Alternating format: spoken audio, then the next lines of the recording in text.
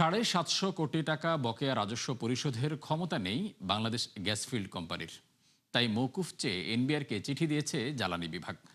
বিপুল এই অর্থ নিয়ে মামলাও নিষ্পত্তি হয় 5 বছর আগে। অথচ এই সময়ও তা দিতে ব্যর্থ হয়েছে বিজিএফসিএল। টাকা দিতে না পারার যুক্তি হিসেবে কোম্পানিটি বলছে, এই অর্থ গ্রাহকের কাছ থেকে আদায় করা হয়নি, তাই সরকারকে দেওয়াও সম্ভব নয়। বিশেষজ্ঞরা বলছেন, আইন অনুযায়ী বকেয়া রাজস্ব মওকুফের সুযোগ নেই। মইনুল হাসানের বিশেষ প্রতিবেদন। অভ্যন্তরীণ গ্যাস সরবরাহের 1/4 বেশি যোগান দেয় পেট্রোবাংলার অধীনস্থ প্রতিষ্ঠান Bangladesh gas field company. Gas অনুসন্ধান, কূপ খনন, উত্তোলনের পাশাপাশি জাতীয় গ্রিডে সরবরাহ করে প্রতিষ্ঠানটির বিরুদ্ধে 8 বছর আগে রাজস্ব ফাঁকির অভিযোগ এনে কারণ দর্শানোর নোটিশ দেয় এনবিআরের বৃহৎ করদাতা ইউনিট মূসক। বলা হয়, 2017 সালের মার্চ থেকে পরের 1.5 বছরে গ্যাসের মূল্য বৃদ্ধির কারণে মূসক ও সম্পূরক শুল্ক বাবদ 753 কোটি টাকা ফাঁকি দেয় বিজিএফসিএল। পরে মামলা গড়ায় আদালতে। 2020 সালে হাইকোর্ট বিভাগ এনবিআরের পক্ষে রায় দিলে আবারও পিটিশন দায়ের করে প্রতিষ্ঠানটি। তবে আদালতের স্থগিতাদেশ না থাকায় চলতি বছরের 7 জুন 7 দিনের মধ্যে বকেয়া পরিশোধ করার নোটিশ দেয় এলটিইউ। নোটিশের জবাবে বিজিএফসিএল দাবি করে, 2017 সালের ফেব্রুয়ারিতে গ্যাসের দাম বাড়ানো হলেও বাড়তি সম্পূরক শুল্ক ও মূসক আদায় না করতে নির্দেশ দেয় বিইআরসি। ফলে গ্রাহকদের কাছ থেকে রাজস্ব আদায় করেনি বিতরণকারী প্রতিষ্ঠানগুলো। বার্কের যে নির্দেশনা ছিল 2017-তে একটা অর্ডার করেছে যে ওই সময় এসডি এবং ভ্যাট মুক্ত থাকবে। সেই অর্ডারের কারণে আমাদের ডিস্ট্রিবিউশন কোম্পানিগুলো কেউ আদায় করেনি, পেট্রোবাংলা সহ। অন্যদিকে সেই বকেয়া রাজস্ব মওকুফ চেয়ে জ্বালানি বিভাগের কাছে অনুরোধ করে পেট্রোবাংলা। এজন্য 30 জুলাই এনবিআর চেয়ারম্যান বরাবর চিঠি দেয় জ্বালানি বিভাগ। যেহেতু গ্রাহক পর্যায়ে আদায় করে নাই বিআরসি আদেশের কারণে, সেক্ষেত্রে বিজিএফসিএল তো আর ওইটা দিতে পারবেন বা ওটা ওদের দেওয়ার মতন অর্থের সংস্থান ওদের রাখা নাই। এই কারণে তারা বলছে যে এটা আমাদের মওকুফ করা উচিত। এনবিআর এর সাবেক এই সদস্য বলছেন, আইন অনুযায়ী বকেয়া রাজস্ব মওকুফের সুযোগ নেই, দিতে হবে পুরো অর্থই। হ্যাট আইনের আন্ডারে কোনো বকেয়া সেটা মওকুফ করার কোনো অথরিটি কোনো কর্তৃপক্ষের নাই। এই হলো ফাইনাল কথা।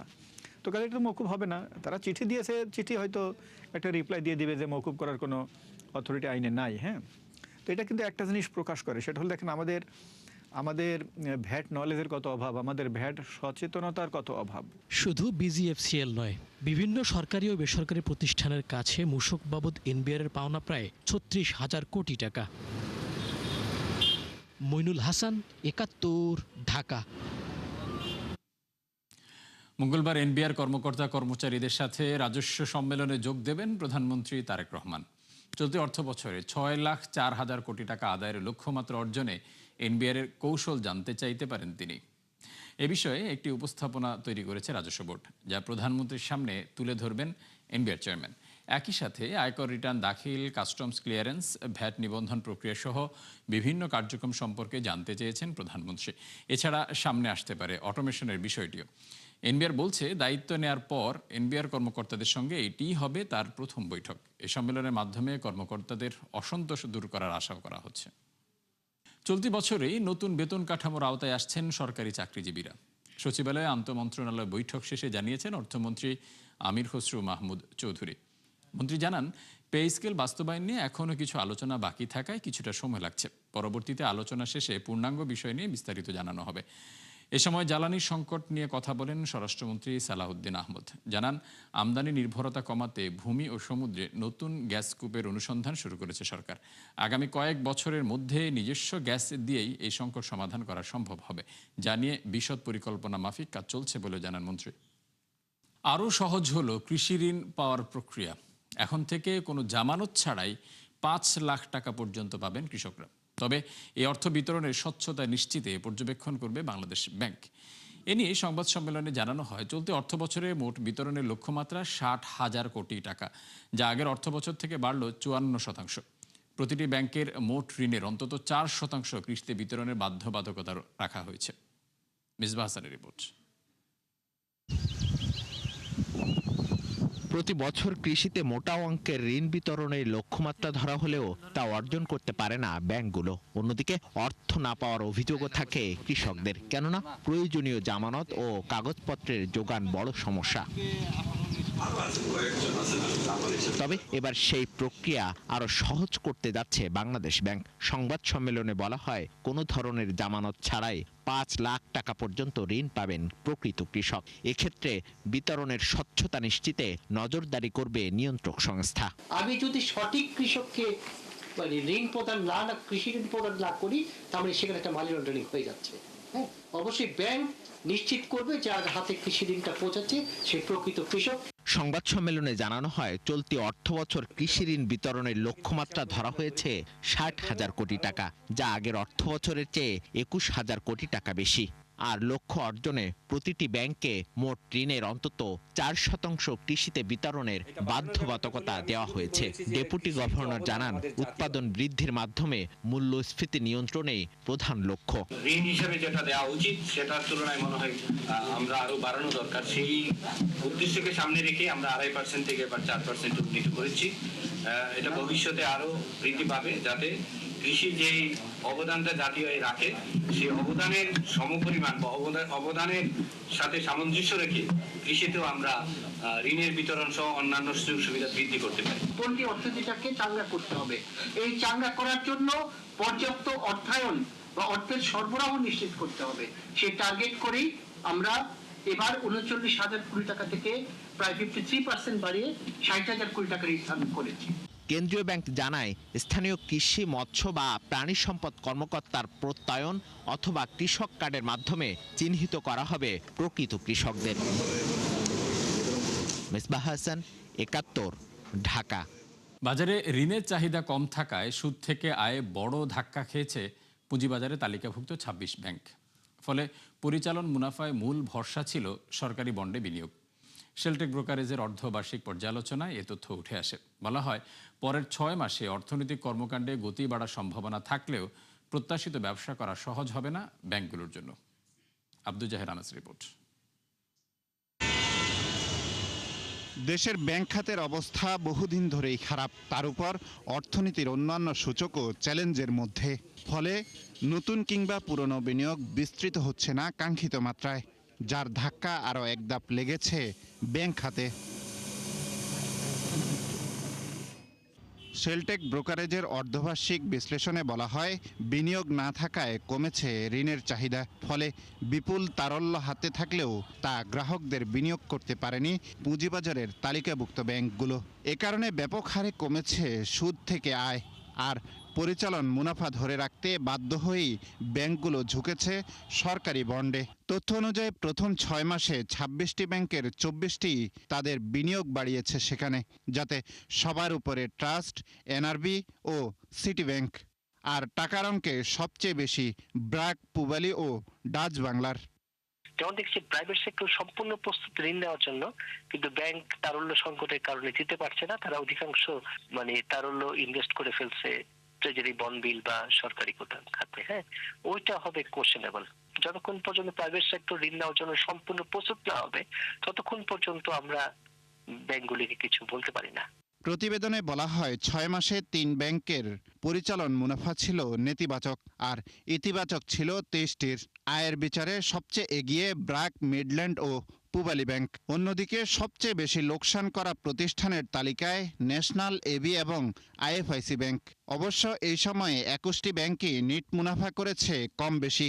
বিজনেসের ডিমান্ডও ওইরকম নাই, নতুন প্রকল্প, গ্যাস নাই, বিদ্যুৎ নাই, নতুন প্রকল্পকে হাত দিচ্ছে না, সুতরাং ব্যাংকগুলো তো উপায় থাকে না।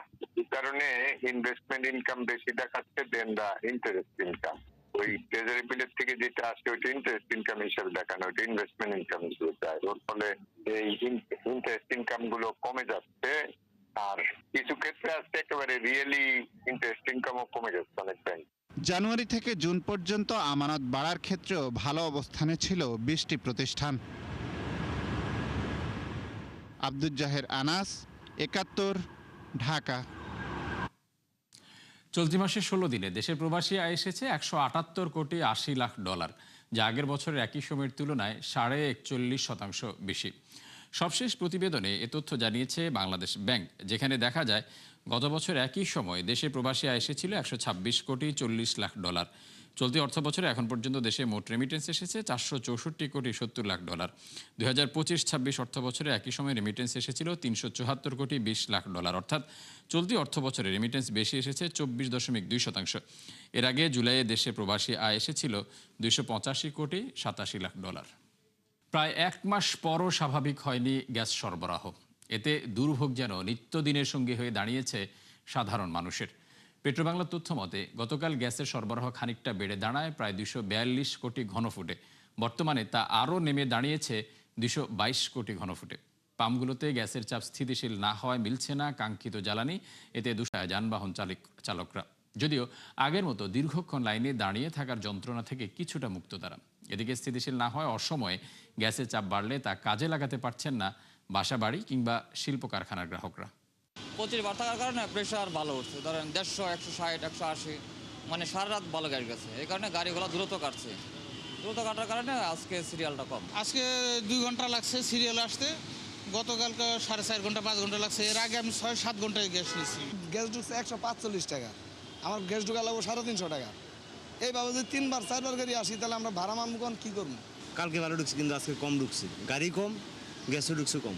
গ্যাস নিতে অনেক টাইম দিতে হচ্ছে, গ্যাসটা একটু অ্যাভেলেবল হইলে লোকজন নিয়ে গাড়ি চালানোর সুবিধা হবে। ভারতীয় ব্যবসায়ীদের বৈরী আচরণ, 18টি নির্দিষ্ট পণ্য আমদানি নিষেধাজ্ঞা ও ভাঙাচুরা সড়ক ব্যবস্থার কারণে এক প্রকার অচল হয়ে আছে লালমনিরহাটের বুড়িমারী স্থলবন্দর। এতে বিপুল পরিমাণ রাজস্ব হারাচ্ছে সরকার। পাশাপাশি কর্মহীন হয়ে পড়েছেন হাজার হাজার শ্রমিক। যদিও সমস্যা সমাধানে নানা পরিকল্পনা হাতে নেওয়ার কথা জানান স্থানীয় জনপ্রতিনিধি। লালমনিরহাট প্রতিনিধি মিলন পাটোয়ারির তথ্যচিত্রী প্রতিবেদন। 1988 সালে যাত্রা শুরুর 22 বছর পর আমদানি রপ্তানি শুরু হয় লালমনিরহাটের বুড়িমারী স্থলবন্দরে। প্রায় প্রতি বছর রাজস্ব লক্ষ্যমাত্রা আদায় ব্যর্থ ভারত ভুটানের সাথে পণ্য বিনিময়ে অন্যতম এই বন্দরটি। সম্প্রতি ভারতীয় ব্যবসায়ীদের বৈরী আচরণ, অনুন্নত অবকাঠামো, ভাঙাচোরা সড়কে অবস্থা এতটাই বেহাল যে ব্যবসায়ীরা চলে যাচ্ছেন ভিন্ন বন্দরে। 6-7 দিন করে দাঁড়া থাকতে লাগে এখানে, পাসিং হয় না, কি হয় না, অনেক কিছু সমস্যা দেখায়। আমাদের যেগুলো পণ্য বন্ধ রয়েছে সেগুলো চালু করলে স্থলবন্দর উন্নয়ন হবে। এছাড়া duplex board, news print, craft paper, গুঁড়াদুধ সহ 18টি পণ্যে আমদানি নিষেধাজ্ঞায় এক প্রকার অচল হয়ে পড়ে বন্দরের কার্যক্রম। এতে বিপুল পরিমাণ রাজস্ব হারাচ্ছে সরকার। বিজেপি সরকার ক্ষমতায় আসার পর ভুটান থেকে বিনা শুল্কে বাংলাদেশে পাথর আমদানিতে কঠোর নির্দেশনা জারি করেন পশ্চিমবঙ্গের মুখ্যমন্ত্রী। ফলে গেল 3 মাস ধরে বন্ধ আমদানি। এতে কর্মহীন হয়ে পড়েছেন হাজার হাজার শ্রমিক। আমাদের এখানে যে হাজার হাজার শ্রমিক কাজ করে, এখন দেখা যাচ্ছে অনেকে কাজের অভাবে বাড়িতে বসে আছে। এই যে একটা গাড়ি পাইছে, এই গাড়িটা টাকা পাবো 750 টাকা, আছি 9 জন, 70 টাকা করে ভাগ পাবো। 70 টাকা দিয়ে 1 কেজি বাইগনের দাম 60 টাকা। তবে বন্দরকে গতিশীল করতে নানা পরিকল্পনা নেওয়া হয়েছে বলে জানান এই জনপ্রতিনিধি। অলরেডি টেন্ডার প্রক্রিয়াও সম্পন্ন হয়েছে, এর মধ্যে কাজ হবে। কাজ হলে এটা অবকাঠামোগত উন্নয়ন হবে, কানেক্টিভিটি ডেভেলপ হচ্ছে 4 লেন হয়ে, এবং আমরা ইনশাআল্লাহ এখানে অটোমেশনের ব্যবস্থা করব। এরই মধ্যে বন্দরের উন্নয়নে 600 কোটি টাকা বরাদ্দ দেওয়া হয়েছে। কর্মকর্তাদের আশা, যোগাযোগ ব্যবস্থা ভালো হয়ে আনাগোনা বাড়বে ব্যবসায়ীদের। আমাদের দুদেশীয় দ্বিপাক্ষিক আলোচনার মাধ্যমে যদি আমরা এগুলো নিষেধাজ্ঞা উদ্যোগ করতে পারি তাহলে তো ইম্পোর্ট বাড়বে এবং আমাদের রেভিনিউ বাড়বে। জায়গা সংকুলন একটু কম হচ্ছে, জায়গা যখন এটা আমরা একবার করে ফেলছি অলরেডি, 3-4 কোটি প্রকল্প আমাদের স্টার্ট হবে, ইনশাআল্লাহ আর সমস্যা থাকবে না। বুড়িমারী স্থলবন্দরের সব সমস্যা চিহ্নিত করে স্থায়ী সমাধানের দাবি জানান স্থানীয়রা। নুজহাত রাহনুমা, 71। যে কোনো মার্কিন সেনাকে হত্যা কিংবা বন্দী করতে পারলে $30,000 পুরস্কারের ঘোষণা দিয়েছেন ইরানের সেনাপ্রধান আমির হাতামি। আর এই কাজ যদি কোনো নারী করতে পারেন তাহলে পাবেন দ্বিগুণ। গেল এপ্রিলে বিধ্বস্ত হেলিকপ্টারের পাইলট উদ্ধারে ইরানে অভিযান চালায় যুক্তরাষ্ট্র। এরপর সেনাদের হত্যা কিংবা বন্দির বিনিময়ে আর্থিক সহায়তার অনুরোধ জানায় বিপুল সংখ্যক ইরানি। এর অংশ হিসেবেই এমন পরিকল্পনা নেয় দেশটির সেনাবাহিনী। যদিও চলমান সংঘাতে ইরানের ভেতরে মার্কিন স্থলবাহিনীর কোনো ধরনের মোতায়েন বা উপস্থিতির খবর পাওয়া যায়নি। দায়িত্ব নেওয়ার 100 দিনের মাথায় কৃষকদের জন্য বড় সুখবর দিলেন তামিলনাড়ুর মুখ্যমন্ত্রী থালাপতি বিজয়। রাজ্যটিতে 75,000 রুপি পর্যন্ত কৃষি ঋণ সম্পূর্ণ মৌকুফের ঘোষণা দেন তিনি। যার সুবিধাভোগী হবেন 13,34,000 কৃষক। বিধানসভায় এ ঘোষণার সময় বিজয় জানান, এর আগে গেল মে মাসে ক্ষমতা গ্রহণের 15 দিনের মাথায় 50,000 রুপি পর্যন্ত কৃষি ঋণ মৌকুফ করেছিল তার সরকার। বলেন, কৃষকদের সহায়তা করা ছাড়া দেশে সমৃদ্ধি সম্ভব নয়, তাই আর্থিক সীমাবদ্ধতা থাকা সত্ত্বেও অতিরিক্ত সহায়তা দেওয়ার সিদ্ধান্ত নেন তারা, যার আওতায় 75,000 থেকে 1 লাখ রুপি পর্যন্ত ঋণের ক্ষেত্রে সর্বোচ্চ 75,000 এবং 1 লাখের বেশি ঋণের ক্ষেত্রে সর্বোচ্চ 35,000 রুপি মৌকুফ করা হবে। দর্শক, ৭১ বিজনেসে এই ছিল এখনকার মতো। সরাসরি সংবাদ অনুষ্ঠান দেখতে চোখ রাখুন ৭১-এর ফেসবুক পেজে এবং সাবস্ক্রাইব করুন ৭১-এর ইউটিউব চ্যানেল। থাকুন ৭১-এর সাথে।